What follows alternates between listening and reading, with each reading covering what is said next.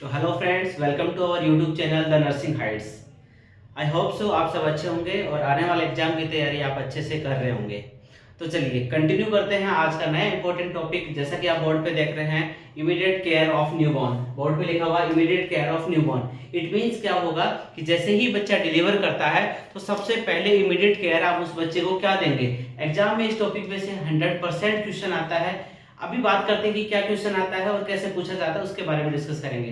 तो जैसा कि टॉपिक से पता चल रहा है, हेडिंग से पता चल रहा है कि इमीडिएट केयर ऑफ न्यूबॉर्न, कि बच्चा जैसे ही डिलीवर होता है उसके बाद में कौन कौन सी केयर ऐसी होती हैं जिसको आप कह सकते हैं इमीडिएटली उस बच्चे को करनी पड़ती हैं। ठीक है, तो पहली बात है, सबसे पहले जैसे ही आपका पहली प्रायोरिटी क्या जाती है, बच्चा क्या होगा, डिलीवर होता है। ठीक है, क्योंकि केयर करने के लिए पहले बच्चे को डिलीवर कराना जरूरी है, इसलिए पहले बच्चा क्या होगा, डिलीवर होगा। और डिलीवर होते ही आपकी पहली केयर क्या होनी चाहिए, बच्चे को रिसीव करना होता है।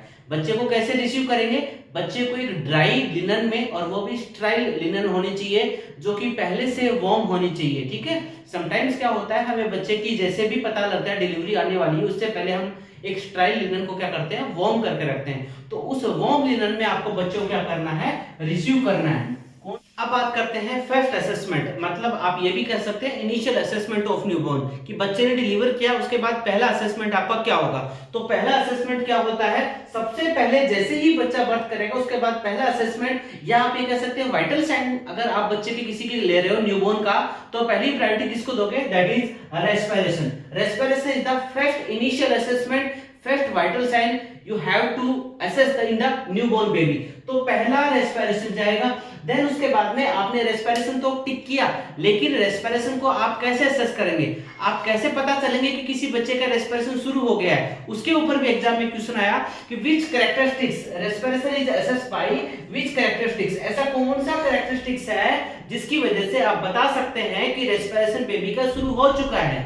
तो आपके पास चार ऑप्शन आते हैं। पहला है कि किसी बच्चे का अगर हार्ट रेट है, हार्ट रेट अगर सही है तो क्या आप बता सकते हैं कि रेस्पिरेशन शुरू हो गया है।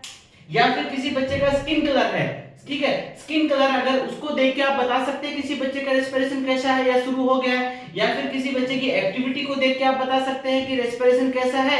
या फिर किसी बच्चे की क्राइंग को देख के आप बता सकते हैं कि उसका रेस्पिरेशन शुरू हो गया है। तो यस, आपका आंसर क्या जाएगा, दैट इज क्राइंग। किसी बच्चे में अगर क्राइंग किया है, किसी बच्चे ने क्राई किया है, इट क्लियरली इंडिकेशन कि उसका क्या हो गया है, स्पॉन्टेनियस रेस्पिरेशन शुरू हो गया है। चलिए अब बात करते हैं कि आपने फर्स्ट कैरेक्टरिस्टिक्स आपने देख लिया कि क्राइंग से आपको ये तो पता चल गया कि बच्चे का रेस्पिरेशन शुरू हुआ है, लेकिन उस रेस्पिरेशन स्टेटस को असेस कैसे करेंगे, how to assess the respiration. तो उसके लिए हमने अलग अलग क्राइटेरिया रखा है कि किसी भी बच्चे में रेस्पिरेशन को असेस कैसे किया जा सकता है। तो सबसे पहले ये क्वेश्चन एग्जाम में पूछा जाता है कि कैसे रेस्पिरेटरी को असेस करेंगे। तो रेस्पिरेटरी को असेस करने के लिए हम चार चीजें चेक करते हैं, चारों चीजें हम वन बाय वन पढ़ेंगे। सबसे पहले बात करते हैं नेजल फ्लेयरिंग। नेजल फ्लेयरिंग क्या होता है, आप ये देख रहे हो कि नोस्ट्रिल्स होते हैं, ठीक है, intermediate widening of the nostrils. किसी भी बच्चे में अगर नेजल फ्लेयरिंग चेक करनी है तो अगर ये नोस्ट्रिल्स जो होते हैं ये इंटरमीडिएटली वाइडनिंग करते हैं, इसका मतलब नेजल फ्लेयरिंग उस बच्चे में प्रेजेंट है, राइट। देन उसके बाद में बात करते हैं ग्रंटिंग साउंड। ग्रंटिंग साउंड एक कूज साउंड होती है। बच्चा एक्सपिरेशन करता है तो लाइक कूज साउंड करता है, तो उसको क्या बोला जाता है, ग्रंटिंग साउंड बोलते हैं। अगले बात है चेस्ट रिट्रैक्शन। चेस्ट रिट्रैक्शन क्या होते हैं, चेस्ट जो मसल होती हैं उनका डीप इनसाइड मूवमेंट जो होता है। कई बार आपने सुना होगा कि बच्चे की पसलियां चल रही हैं, तो वो पसलियां चलने का मतलब जो चेस्ट की मसल्स हैं उनका डीप इनसाइड मूवमेंट होता है, उनको बोला जाता है चेस्ट रिट्रैक्शन। तो अगर वो देखना है, एंड नेक्स्ट होता है बच्चों टेकिपनिया, मतलब आपको रेस्पिरेटरी रेट चेक करना है कि बच्चे का रेस्पिरेटरी रेट कैसा है, ज्यादा है, कम है, क्या पैटर्न है उसका। तो ये सारी चीजें चेक करते हैं। अगर ये सारी चीजें प्रेजेंट हैं, सपोज दैट आपने किसी बच्चे का रेस्पिरेटरी स्टेटस चेक किया और रेस्पिरेटरी स्टेटस में आपने पाया कि नेजल फ्लेयरिंग प्रेजेंट है, ग्रंटिंग साउंड प्रेजेंट है, चेस्ट रिट्रैक्शन प्रेजेंट है और बच्चा टेकिपनिक है। अगर ये चारों चीजें प्रेजेंट हैं तो आप उस बच्चे को कह सकते हो that indicate the respiratory distress syndrome अगर ये प्रेजेंट है तो वो इंडिकेट करता है कि your baby having respiratory distress syndrome, RDS बोला जाता है उसको। क्लियर है? तो ये सारी चीजें चेक करते हैं। आरडीएस के लिए भी यही चीजें चेक करते हैं और किसी बच्चे का रेस्पिरेटरी स्टेटस को चेक करना है तो भी आपको ये 4 चीजें चेक करनी पड़ती हैं। अब बात करते हैं कि आपने रेस्पिरेटरी स्टेटस को चेक कर लिया। रेस्पिरेटरी स्टेटस को चेक करने के बाद आपने ये पाया कि जो बच्चा है उसके अंदर रेस्पिरेटरी डिस्ट्रेस प्रेजेंट है। अब रेस्पिरेटरी डिस्ट्रेस प्रेजेंट है इसका मतलब कोई ना कोई ऐसी रेस्पिरेटरी कॉम्प्रोमाइज की कंडीशन है जो बच्चे में रेस्पिरेटरी कॉम्प्रोमाइज कर रही है, मतलब सांस लेने में तकलीफ हो रही है, उसका रेस्पिरेटरी कॉम्प्रोमाइज कर रहा है। राइट? अभी बात करते हैं कि रेस्पिरेटरी डिस्ट्रेस प्रेजेंट है, अगर आरडीएस प्रेजेंट है तो आपका फर्स्ट नर्सिंग इंटरवेंशन क्या होगा? तो पहला नर्सिंग इंटरवेंशन ड्यूरिंग आरडीएस आपका क्या जाएगा? पहला नर्सिंग इंटरवेंशन आता है कि आपको उस बच्चे का एयरवे क्लियर करना है। एयरवे क्लियर करने के लिए सबसे बेस्ट टेक्निक और सबसे पहली टेक्निक होती है बच्चों सक्शनिंग। अगर आपने सक्शनिंग से ही स्टार्ट किया और सक्शनिंग आपने किया तो काफी हद तक एयरवे क्लियर हो सकता है। अब पहली प्रायोरिटी क्या जाती है एयरवे क्लियर करने के लिए? That is suctioning. सक्शनिंग ऐसा टॉपिक है जिसमें से एग्जामिनेशन आता ही आता है। तो जब भी किसी भी पेशेंट का सक्शनिंग किया जाता है तो सबसे पहले सक्शनिंग नोज का किया जाता है या माउथ का, ये क्वेश्चन हमेशा आता है। तो हमेशा याद रखना first do the suctioning in mouth. पहले सक्शनिंग किसका किया जाता है? माउथ का किया जाता है। एंड सक्शनिंग माउथ करने के बाद में सक्शनिंग किसका किया जाता है? नोज का किया जाता है। याद रखने का तरीका क्या है? सबसे पहले आप अल्फाबेट में सबसे पहले क्या आता है? M for mouth and N for nose. Second perform किस में किया जाता है? नोज में किया जाता है। दूसरा क्वेश्चन सक्शनिंग के ऊपर आता है कि सक्शनिंग का टाइमिंग क्या है? सक्शनिंग का टाइमिंग कितना होना चाहिए? तो समटाइम्स क्या होता है रेंज दिया होता है आपको क्वेश्चन में कि कितना टाइमिंग होना चाहिए। तो हमेशा ध्यान रखना सक्शनिंग का जो टाइमिंग होता है बच्चों वो 5 to 10 सेकंड होता है। 5 to 10 सेकंड होता है। समटाइम्स अप टू ऑप्शन में आता है। तो हमेशा जब भी अप टू ऑप्शन में आता है तो आपको याद रखना है अप टू 10 सेकंड ही सक्शनिंग करना है। 10 सेकंड से ज्यादा सक्शनिंग कभी भी नहीं करना होता है, नहीं तो प्रोलॉन्ग सक्शनिंग बोला जाता है। और जो प्रोलॉन्ग सक्शनिंग होता है अगर वो किसी पेशेंट में किया जाता है मतलब मोर देन 10 सेकंड अगर सक्शनिंग किया जाता है तो उसके बहुत सारे नुकसान और डिसएडवांटेज होते हैं। क्या होता है? सबसे पहले प्रोलॉन्ग सक्शनिंग कॉज करता है हाइपोक्सिया। मतलब सोचिए आपका सक्शनिंग करने का पर्पस क्या था? सक्शनिंग करने का पर्पस आपका था कि आप एयरवे को क्लियर कर रहे हो, लेकिन एयरवे का क्लियरेंस कैसे है भाई? यहां तो आप हाइपोक्सिया कर रहे हो। मतलब अगर प्रोलॉन्ग सक्शनिंग कर रहे हो तो जो इंडिकेशन करने के लिए जिसका फायदा लेने के लिए आप सक्शनिंग कर रहे हो उसके अपोजिट हो रहा है, मतलब हाइपोक्सिया हो रहा है। इसलिए कभी भी 10 सेकंड से ज्यादा सक्शनिंग नहीं करना है। दूसरा इसका डिसएडवांटेज है, दूसरा कारण क्या बनता है सक्शनिंग, प्रोलॉन्ग सक्शनिंग का? ब्रेडिकार्डिया। अगर आप किसी पेशेंट में मोर देन 10 सेकंड कर सकते हो तो पेशेंट में क्या हो जाएगा? ब्रेडिकार्डिया हो जाएगा। ब्रेडिकार्डिया क्यों हुआ? क्योंकि सक्शनिंग आप कर रहे हो ट्रेकिया का, गले का, नेक का, और यहाँ पे आपको पता है हमारी कौन सी नर्व होती है? क्रेनियल नर्व होती है, 10th क्रेनियल नर्व, जिसका नाम है क्या? Vagus nerve. कौन सी? Vagus nerve. और जब भी आप सक्शनिंग करेंगे वेगस नर्व का क्या हो जाएगा बच्चों? स्टिमुलेट हो जाएगी। वेगस नर्व स्टिमुलेट हुई और वेगस नर्व स्टिमुलेशन की वजह से क्या होता है? ब्रेडिकार्डिया कॉज होता है। तो ये क्वेश्चन के ऊपर हमेशा पूछे जाने वाले क्वेश्चन होते हैं। अब बात करते हैं सक्शन प्रेशर की कि सक्शन प्रेशर कितना होना चाहिए। यहां से भी क्वेश्चन एग्जाम में पूछा जाता है। जब भी किसी प्रीटर्म बच्चे की बात आती है कि अगर आपके सामने प्रीटर्म बच्चा है या आप कह सकते हो कि एलबीडब्ल्यू बेबी है तो उसमें सक्शन प्रेशर कितना होना चाहिए? 40 to 60 mm of Hg, right? Then उसके बाद में बात करते हैं टर्म बेबी का। एक हेल्दी और टर्म बच्चा आपके सामने है तो उसका सक्शन प्रेशर आप कितना करेंगे? 60 to 80 mm of Hg होना चाहिए। लेकिन उससे बड़ी एज है, चिल्ड्रन एज ग्रुप है, तो चिल्ड्रन एज ग्रुप में सक्शन प्रेशर कितना लगाना चाहिए? 80 to 100 mm of Hg। लेकिन पेशेंट आपके सामने अडल्ट है तो अडल्ट का प्रेशर कितना होना चाहिए बच्चों?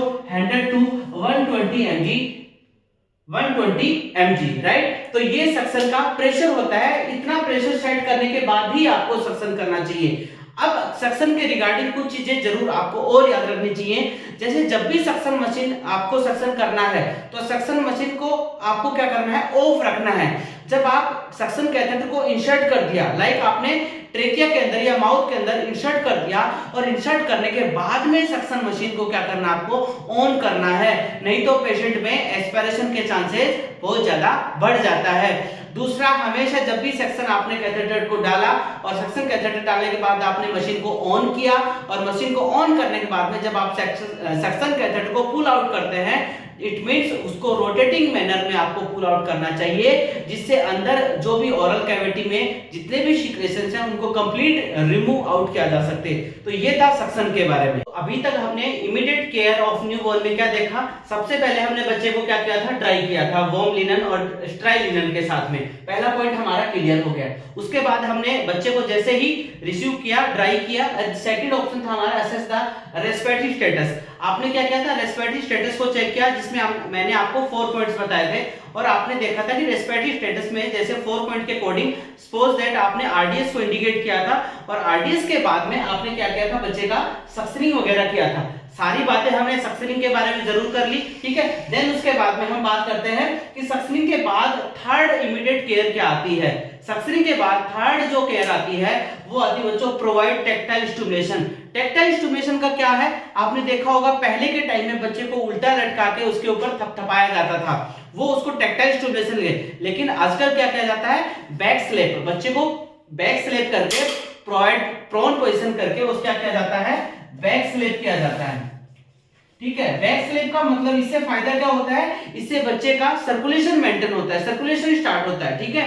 तो प्रोवाइड द टेक्टाइल स्टिमुलेशन। उसके बाद बात करते हैं हम अम्बिलिकल कॉर्ड कटिंग का, कि बच्चे का उसके बाद क्या किया जाता है, अम्बिलिकल कॉर्ड कटिंग किया जाता है। अब बात करते हैं अम्बिलिकल कॉर्ड कटिंग की, ये भी एक इंपॉर्टेंट फैक्टर होता है। अम्बिलिकल कॉर्ड कटिंग कैसे किया जाता है, चलिए बात करते हैं। देखिए हमने यहाँ पे देखा है कि ये है आपका बेबी, और ये है बच्चे का क्या, अम्बिलिकल स्टम्प, अम्बिलिकल, और ये अम्बिलिकल दूसरी साइड किससे जुड़ा हुआ होता है, मदर की साइड से जो प्लासेंटा निकलता है उससे जुड़ा होता है। तो ये है मदर का क्या, प्लासेंटा, राइट। तो एक साइड क्या है, बच्चे का अम्बिलिकल, और दूसरी साइड क्या है, प्लासेंटा है। उन दोनों के बीच में कटिंग की जाती है। तो कैसे कटिंग की जाती है उसकी बात करते हैं। पहली बच्चे की साइड से 5 centimetre away from the baby side, बच्चे से 5 सेंटीमीटर अवे आपको क्या लगाना है, फेट क्लैंप लगाना है, राइट। उसके बाद में जो फेट क्लैंप होता है उससे 2.5 सेंटीमीटर आगे क्या लगाना है, सेकंड क्लैंप लगाना है। 2.5 centimetre from the fetal clamp, second clamp लगाना है। और जो कट किया जाता है वो क्या किया जाता है, फेट क्लैंप और सेकंड क्लैंप जो लगाया आपने उसके बिटवीन में एक कट लगाया जाता है, बिल्कुल बीच के अंदर, मिड के अंदर जो कट लगाया जाता है वहां अम्बिलिकल कॉर्ड कटिंग होती है, ठीक है। ऑलमोस्ट आप क्या कर सकते हैं कि 5 सेंटीमीटर तो ये हो गया, और 2.5 सेंटीमीटर का हाफ जो है उससे आगे हो गया। तो यहाँ पे क्या लगता है, अम्बिलिकल कॉर्ड का कट लगाया जाता है और अम्बिलिकल कॉर्ड स्टंप लगा दिया जाता है। तो ये होता है umbilical cord cutting. Next immediate care के नेक्स्ट पार्ट है प्रोवाइड द विटामिन के। यहां से भी एग्जाम में क्वेश्चन आता है। बात करते हैं विटामिन के का, कि विटामिन के क्यों दिया जाता है। इतना सारा केयर कर लिया, उसके बाद में आपको विटामिन के देना नहीं भूलना है, क्योंकि विटामिन के जो है वो बच्चे में ब्लीडिंग से प्रिवेंट करता है, हेमरेजिक डिजीज से प्रिवेंट करने का काम करता है। तो पहला क्वेश्चन ये बन जाता है कि विटामिन के का काम क्या है। विटामिन के प्रिवेंट करता है किसी भी टाइप के कोई हेमरेज हो जाए बच्चे में, और किसी भी टाइप की कोई ब्लीडिंग हो जाए उससे, क्योंकि जो छोटा बच्चा होता है उसमें क्लोटिंग फैक्टर इतने ज्यादा एक्टिव नहीं होते हैं, इस वजह से विटामिन के दिया जाता है, राइट। उसके बाद में क्वेश्चन आता है डोज के ऊपर, कि विटामिन के किस डोज से दे रहा है। अगर प्री टर्म बच्चा है या एलबीडब्ल्यू बच्चा है तो उसके अंदर डोज कितना देना बच्चों, 0.5 mg देना है, भूलना मत। दोनों का डोज अलग अलग मैं बता रहा हूं, राइट। और अगर टर्म बच्चा है तो टर्म बेबी के अंदर कितना देना है, 1 mg देना है, ठीक है। और इसकी दोनों की ही साइट क्या होती है देने की, इंट्रामस्कुलर होती है, आईएम देना होता है। आईएम भी कौन सी मसल्स में, हमेशा याद रखना, न्यूबॉर्न बच्चे में वास्टस लेटरिस मसल होती है।